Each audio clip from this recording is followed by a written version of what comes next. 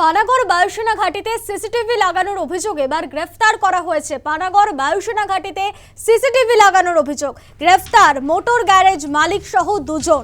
10 metre দূরে pipe দিয়ে লাগানো সিসিটিভি, কয়েক মাস ধরে গতিবিধির ছবি ক্যামেরা বন্দি করা হচ্ছে।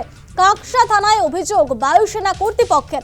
পানাগড় বায়ুসেনা ঘাঁটির ছবি, সেখানে সিসিটিভি লাগানোর অভিযোগে গ্রেফতার করা হয়েছে মোটর গ্যারেজ মালিক সহ দুজনকে। 10 মিটার দূরে পাইপ দিয়ে লাগানো রয়েছে একটি সিসিটিভি ক্যামেরা, কয়েক মাস ধরে গতিবিধির ছবি ক্যামেরা বন্দি করা হচ্ছিল বলে অভিযোগ জানানো হয়েছে। কাকসা থানায় অভিযোগ জানিয়েছে বায়ুসেনা কর্তৃপক্ষ। পানাগড় বায়ুসেনা ঘাঁটিতে সিসিটিভি লাগানোর অভিযোগ, কি কারণে লাগানো হয়েছিল সিসিটিভি তা নিয়ে একাধিক প্রশ্ন উঠছে।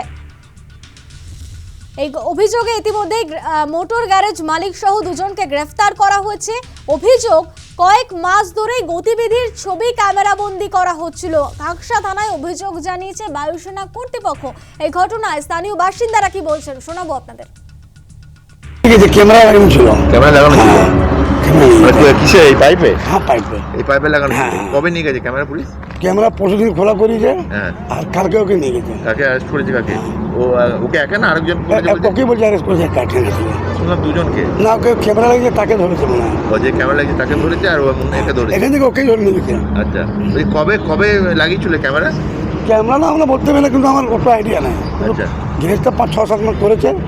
এই গ্যারেজটা 5-6 মাস হয়েছে, মানে তখনই লাগিয়েছে নাকি? এটা হতে পারে। পুলিশ কি বলছে শুনুন।